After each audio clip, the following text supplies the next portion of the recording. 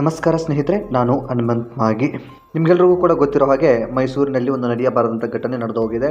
Balloon ಮಾರಿಕೊಂಡು ಜೀವನವನ್ನು ನಡೆಸ್ತಾ ಇರುವಂಥ ಕುಟುಂಬ, ಆ ಕುಟುಂಬದ ಒಂದು 10 ವರ್ಷದ ಹೆಣ್ಣು ಮಗುವನ್ನು ಮಲಗಿರುವಂಥ ಸ್ಥಳದಿಂದ ಕರೆದುಕೊಂಡು ಹೋಗಿ ಆ ಒಂದು ಮಗುವನ್ನು ಅತ್ಯಾಚಾರ ಮಾಡಿ ಕೊಲೆ ಮಾಡಿ ಅವರು ವಾಸಿಸುವಂಥ ಸ್ಥಳದಿಂದ ಒಂದು 50 ಮೀಟರ್ ಅಂತರದಲ್ಲಿ ಆ ಒಂದು ಮಗುವಿನ ಶವವನ್ನು ಬಿಸಾಕಿ ಹೋಗಿರ್ತಕ್ಕಂಥದ್ದು. ಈ ಪ್ರಕರಣಕ್ಕೆ ಸಂಬಂಧಪಟ್ಟ ಹಾಗೆ ಏನೇನೆಲ್ಲ ಆಗಿತ್ತು ಎಂಬುದರ ಮಾಹಿತಿಯನ್ನು ನಾನು ಕಳೆದ ವಿಡಿಯೋದಲ್ಲಿ ಕೊಟ್ಟಿದ್ದೆ. ಈಗ ಆ ಒಂದು ವ್ಯಕ್ತಿಯನ್ನು ಬಂಧಿಸೋದಕ್ಕೆ ಪೊಲೀಸರು ಮುಂದಾಗಿರ್ತಕ್ಕಂಥದ್ದು. ಸೊ ಆ ಒಂದು ಅಸಲಿ ಪ್ರಕರಣಕ್ಕೆ ಸಂಬಂಧಪಟ್ಟ ಹಾಗೆ ಏನೇನೆಲ್ಲ ಆಗಿದೆ ಎಂಬುದನ್ನು ನಾನು ಕಳೆದ ವಿಡಿಯೋದಲ್ಲೂ ಕೂಡ ನೀಡಿರೋದ್ರಿಂದ ಆ ಒಂದು ವಿಡಿಯೋನ ನೀವು ಗಮನಿಸಿಲ್ಲ ಅಂದರೆ ಈ ಒಂದು ವಿಡಿಯೋದ ಎಂಡಲ್ಲಿ ಆ ಒಂದು ವಿಡಿಯೋನ ಕೂಡ ಮೆನ್ಷನ್ ಮಾಡಿರ್ತೀನಿ. ಅಲ್ಲಿ ಹೋಗಿ ಮಿಸ್ ಮಾಡದೆ ಆ ಒಂದು ವಿಡಿಯೋನ ಕೂಡ ನೀವು ನೋಡಿ.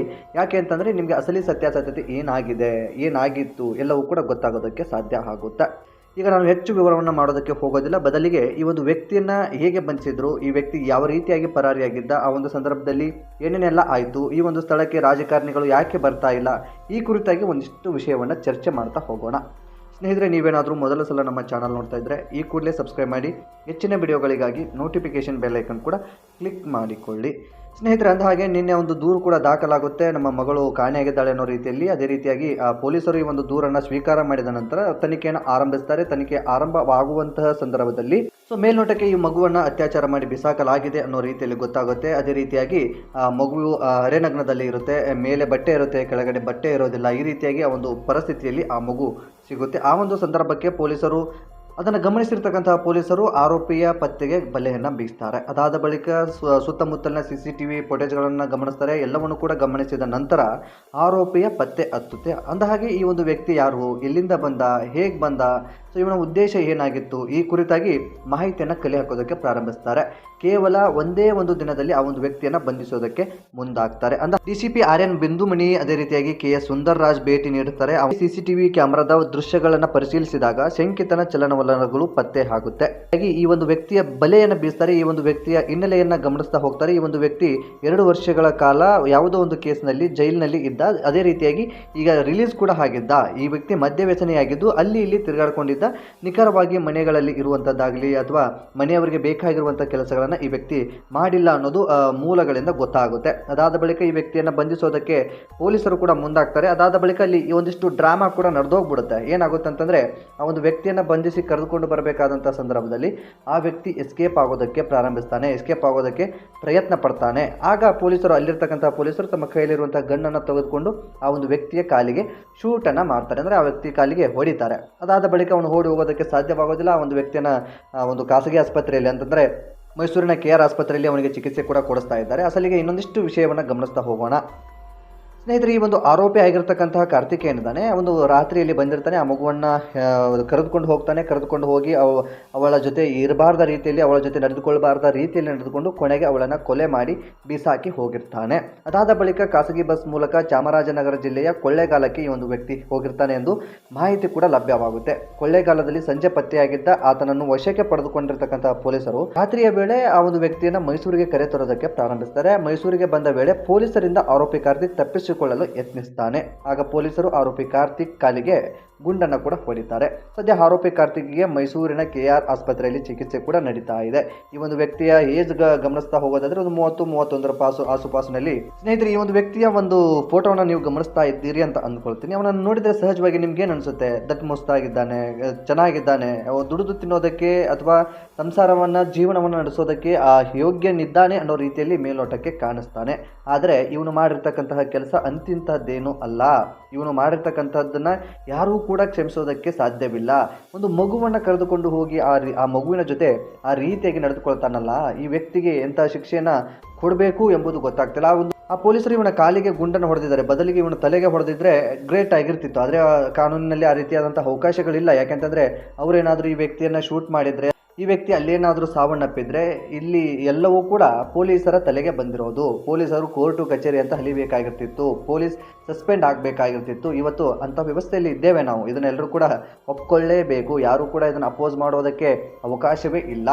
ಸೊ ಬದಲಿಗೆ ಆ ಒಂದು ವ್ಯಕ್ತಿಯನ್ನು ಕರೆದುಕೊಂಡು ಹೋಗಿ ಟ್ರೀಟ್ಮೆಂಟ್ ಕೂಡ ಕೊಡಿಸ್ತಾ ಇದ್ದಾರೆ. ಒಟ್ಟಾರೆಯಾಗಿ ಆ ಒಂದು ವ್ಯಕ್ತಿಗೆ ಟ್ರೀಟ್ಮೆಂಟ್ ತೆಗೆದುಕೊಂಡು ರೆಡಿ ಆದಮೇಲೆ ಆ ಒಂದು ವ್ಯಕ್ತಿಯನ್ನು ಅಸಲಿ ಸತ್ಯಾಸತ್ಯತೆ ಏನಾಯಿತು ಎಂಬುದನ್ನು ಆ ಒಂದು ವ್ಯಕ್ತಿಯ ಮೂಲಕವೇ ಪಡೆದುಕೊಳ್ಳೋದಕ್ಕೆ ಸಾಧ್ಯವಾಗುತ್ತೆ. ವಿಜಯನಗರ ಠಾಣೆ ಇನ್ಸ್ಪೆಕ್ಟರ್ ಆಗಿರ್ತಕ್ಕಂತಹ ಜಯಕೀರ್ತಿ ಅವರು ಇವನ ಕಾಲಿಗೆ ಗುಂಡನ್ನು ಆ ಒಂದು ಸಂದರ್ಭದಲ್ಲಿ ಆರಿಸಿರ್ತಕ್ಕಂತಹದ್ದು. ಇನ್ನು ಈ ಒಂದು ಮೃತದೇಹವನ್ನು ಕೂಡ ತೆಗೆದುಕೊಂಡು ತಮ್ಮ ಊರಿಗೆ ಹೋಗೋದಕ್ಕೆ ಅವರ ಬಳಿ ದುಡ್ಡು ಕೂಡ ಇರೋದಿಲ್ಲ. ಯಾಕಂತಂದರೆ ಒಂದು ಗಾಡಿಯನ್ನು ತೆಗೆದುಕೊಂಡು ಹೋಗಬೇಕು ಅಂತಂದರೆ ಅಷ್ಟಿಷ್ಟು ದುಡ್ಡು ಆಗೋದಿಲ್ಲ. 10,000 20,000 ಈ ರೀತಿಯಾದಂಥ ಒಂದು ದುಡ್ಡನ್ನು ಕೊಡಬೇಕಾಗುತ್ತೆ. ಅಸಹಾಯಕರಾಗಿರ್ತಕ್ಕಂಥವ್ರು ಅಂದರೆ ಇವರಿಗೆ ಒಂದು ಅಷ್ಟೇ 10-20 ರೂಪಾಯಿ ದುಡಿದು ಅವತ್ತಿನ ಜೀವನವನ್ನು ಕಳೆಯುವಂಥ ಅಲೆಮಾರಿಗಳ ರೀತಿಯಲ್ಲಿ ಬದುಕ್ತಾ ಇರುವಂಥ ವ್ಯಕ್ತಿಗಳಿವರು. ಮತ್ತು ಬದಲಿಗೆ ಅವರ ಒಂದು ಊರಿಗೆ ಬರಬೇಕು ಅಂತಂದರೆ ಮೈಸೂರಿನಿಂದ ಕಲಬುರಗಿಗೆ ಬರಬೇಕು ಅಂದರೆ ಅಷ್ಟು ಈಸಿಯಾಗಿ ಬರೋದಕ್ಕೆ ಸಾಧ್ಯವಿಲ್ಲ ನೋಡಿ. ಹಾಗಾಗಿ ಈ ಒಂದು ವ್ಯಕ್ತಿಗಳಿಗೆ ಪೊಲೀಸರೇ ಕೂಡ ಒಂದು ಸಹಾಯವನ್ನು ಮಾಡ್ತಾರೆ. ಅಂತಂದರೆ ಒಂದು ಮೃತದೇಹವನ್ನು ಸಾಗಿಸಿಕೊಂಡು ಹೋಗೋದಕ್ಕೆ ವ್ಯವಸ್ಥೆಯನ್ನು ಕೂಡ ಮಾಡ್ತಾರೆ. ಇನ್ನು ಬಾಲಕಿಯ ಕುಟುಂಬಸ್ಥರು ಗುಲ್ಬರ್ಗಾಕ್ಕೆ ತೆರಳಲು ಬಸ್ ವ್ಯವಸ್ಥೆ ಕೂಡ ಆಗುತ್ತೆ.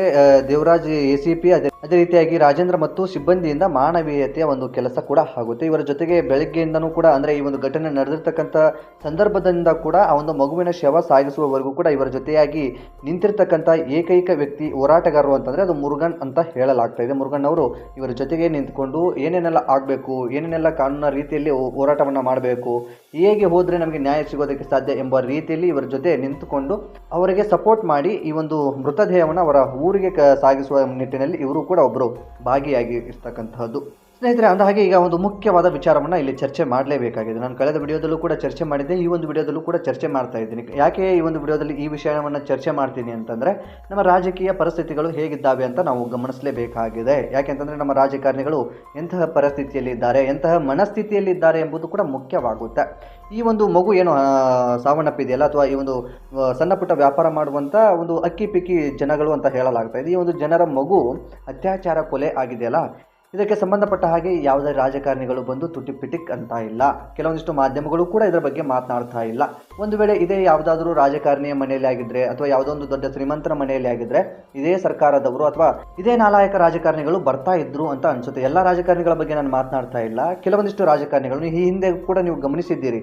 ಒಂದು ವೇಳೆ ಇದೇನಾದರೂ ಯುವಕ ಮುಸ್ಲಿಂ ಆಗಿದ್ರೆ ಅಥವಾ ಈ ಒಂದು ಸಾವನ್ನಪ್ಪಿರ್ತಕ್ಕಂಥ ಮಗು ಮುಸ್ಲಿಂ ಆಗಿದ್ರೆ ಇದರ ವಿಚಾರ ಬೇರೆ ರೀತಿಯಲ್ಲೇ ಇರ್ತಾ ಇತ್ತು. ಇದರ ಚರ್ಚೆಗಳು ಇನ್ಯಾವುದೋ ರೀತಿಯಲ್ಲಿ ಸಾಗ್ತಾ ಇತ್ತು.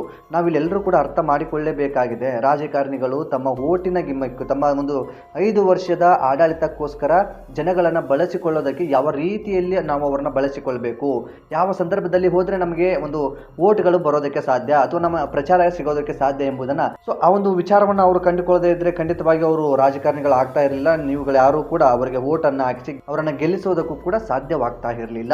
ಇಲ್ಲಿ ಏನಾಗ್ಬಿಟ್ಟಿದೆ ನಮ್ಮ ಪರಿಸ್ಥಿತಿ ಅಂತಂದರೆ ಯಾರಿಗೆ ಯಾರು ಇಲ್ಲದಂತಹ ಪರಿಸ್ಥಿತಿ ಇದೆ. ಈ ರಾಜಕಾರಣಿಗಳನ್ನು ಕೆಲವೊಂದಿಷ್ಟು ಜನರನ್ನು ನಂಬಿಕೊಂಡು ನಿಮ್ಮ ಜೀವನವನ್ನು ಕೂಡ ನೀವು ಹಾಳು ಮಾಡ್ಕೊಳ್ತಾ ಇದ್ದೀರಾ. ನಮ್ಮ ಪರಿಸ್ಥಿತಿಗಳು ಹೇಗಿದ್ದಾವೆ ಅಂತ ಒಂದಿಷ್ಟು ಗಮನಿಸ್ತಾ ಹೋಗೋದಾದರೆ, ರಾಜಕಾರಣಿಗಳು ಬರ್ತಾರೆ, ಒಂದಿಷ್ಟು ವರ್ಷಗಳ ಕಾಲ ಆಡಳಿತವನ್ನು ಮಾಡ್ತಾರೆ, ಮಾಡಿಕೊಂಡು ಏನು ಮಾಡ್ತಾರೆ ಅಂತಂದರೆ ತಮ್ಮ ಜೀವನವನ್ನು ಉದ್ಧಾರ ಮಾಡ್ಕೊಳ್ತಾರೆ. ಇಲ್ಲಿ ಮೊನ್ನೆ ಯಾವುದೋ ಒಬ್ಬ ಬೆಟ್ಟಿಂಗ್ ಆಡಿಸುವ ಮೂಲಕ ಒಬ್ಬ ನಾಲಾಯಕ ರಾಜಕಾರಣಿ ಕೂಡ ಒಳಗಡೆ ಹೋದ. ಅವನ ಹೆಸರು ಮರೆತು ಪಪ್ಪಿ ಅನ್ನೋ ರೀತಿಯಲ್ಲಿ ಪಪ್ಪಿ ಅನ್ನೋ ಒಬ್ಬ ನಾಲಾಯಕ ರಾಜಕಾರಣಿ ಬೆಟ್ಟಿಂಗ್ ಆಡಿಸುವ ಮೂಲಕ ನೋಡಿ ಅವರು ಮಾಡುವಂತಹ ಈ ಸಮಾಜಘಾತಕ ಕೆಲಸಗಳು ನೋಡಿ. ಒಬ್ಬ ರಾಜಕಾರಣಿ ಮಾಡುವಂಥ ಕೆಲಸ ಅದಾಗಿತ್ತಾ? ಸೊ ಅವನಿಗೆ ಸಂಬಂಧಪಟ್ಟ ಹಾಗೆ ಈಗ ಎಷ್ಟೋ ಕೆಜಿ ಮತ್ತೆ ಬಂಗಾರದ ಬಿಸ್ಕೆಟ್ಗಳು ಕೂಡ ಲಭ್ಯ ಆಗಿರ್ತಕ್ಕಂಥದ್ದು. ನಿನ್ನೆ ಅಷ್ಟೇ ಆ ಒಂದು ಮಾಹಿತಿ ಅಪ್ಡೇಟ್ ಕೂಡ ಆಗಿರತಕ್ಕಂಥ ಇಂಥ ನಾಲಾಯಕ ರಾಜಕಾರಣಿಗಳ ಕೈಗೆ ನಮ್ಮ ಜೀವನವನ್ನು ಕೊಟ್ಟಿದ್ದೀವಿ. ಒಂದು ಸತ್ಯವಾದಂತಹ ಮಾತನ್ನು ನಾವೆಲ್ಲರೂ ಕೂಡ ಗಮನಿಸಲೇಬೇಕು. ಎಲ್ಲರೂ ಕೂಡ ನಾವು ಯೋಚನೆ ಮಾಡಲೇಬೇಕಾಗಿದೆ. ನಮ್ಮ ಜೀವನ ಯಾವ ರಾಜಕಾರಣಿಯಿಂದನೂ ಬದಲಾಗೋದಕ್ಕಾಗಲ್ಲ. ನಮ್ಮ ಪ್ರದೇಶಗಳು ಯಾವ ರಾಜಕಾರಣಿಗಳಿಂದನೂ ಕೂಡ ಬದಲಾಗೋದಕ್ಕೆ ಸಾಧ್ಯವಿಲ್ಲ. 90% ಭ್ರಷ್ಟ ರಾಜಕಾರಣಿಗಳು ತುಂಬಿಕೊಂಡಿರುವಂತಹ ರಾಜ್ಯ ನಮ್ಮದಾಗಿದೆ. ಇಂತಹ ಭ್ರಷ್ಟ ರಾಜಕಾರಣಿಗಳ ಮಧ್ಯೆ ಎಲ್ಲೋ ಒಬ್ಬ ವ್ಯಕ್ತಿ ಕೆಲಸವನ್ನು ಮಾಡ್ತಾ ಇದ್ದರೆ ಅಥವಾ ಸ್ವಾಭಿಮಾನದಿಂದ ಬದುಕ್ತಾ ಇದ್ದರೆ, ಒಂದು ಜನರಿಗೆ ಒಳ್ಳೆಯ ಕೆಲಸವನ್ನು ಮಾಡಬೇಕು ನಾನು ಇರೋವರೆಗೂ ಅನ್ನೋ ರೀತಿಯಲ್ಲಿ ಮನಸ್ಥಿತಿ ಇದ್ದವರಿಗೆ ಅಂತಹ ರಾಜಕಾರಣಿಗಳನ್ನು ಕೂಡ ನಾವು ಕೆಟ್ಟ ದೃಷ್ಟಿಯಿಂದ ನೋಡುವಂಥ ಪರಿಸ್ಥಿತಿ ಇದೆ. ಎಲ್ಲ ರಾಜಕಾರಣಿಗಳು ಕೆಟ್ಟವರು, ಎಲ್ಲ ರಾಜಕಾರಣಿಗಳು ಒಳ್ಳೆಯವರು ಅಂತ ನಾನು ಹೇಳ್ತಾ ಇಲ್ಲ. ಇಷ್ಟೊತ್ತಿಗೆ ನಾನು ಹೇಳಿರುವಂಥದ್ದು ಕೆಲವು ರಾಜಕಾರಣಿಗಳು, ಕೆಲವೊಂದಿಷ್ಟು ರಾಜಕಾರಣಿಗಳು, ಭ್ರಷ್ಟ ರಾಜಕಾರಣಿಗಳು ಇದ್ದಾರೆ. ಭ್ರಷ್ಟ ರಾಜಕಾರಣಿಗಳು ಹುಟ್ಟಿಕೊಂಡಿರೋದ್ರಿಂದ ನಮಗೆ ಬಂದು ನಿಂತಿದೆ. ಸೊ ಏನೇ ಇರಲಿ, ಇಂತಹ ಒಂದು ಘಟನೆ ನಡೀಬಾರ್ದಾಗಿತ್ತು, ನಡೆದು ಹೋಗ್ಬಿಟ್ಟಿದೆ. ಏನು ಮಾಡೋದಕ್ಕೆ ಸಾಧ್ಯವಿಲ್ಲದಂತಹ ಪರಿಸ್ಥಿತಿಯಲ್ಲಿದ್ದೀವಿ. ಬದಲಿಗೆ ಇಂತಹ ಘಟನೆಗಳು ಯಾವುದೇ ರೀತಿಯಾಗಿ ನಾವು ಹೋರಾಟಗಳನ್ನು ಮಾಡೋದಾಗಲಿ ಅಥವಾ ನಮ್ಮಂಥವರು ಚರ್ಚೆಯನ್ನು ಮಾಡೋದ್ರಿಂದಾಗಲಿ ಯಾವುದೇ ರೀತಿಯಾದಂಥ ನ್ಯಾಯ ಸಿಗೋದಕ್ಕೆ ಸಾಧ್ಯವಾಗೋದಿಲ್ಲ.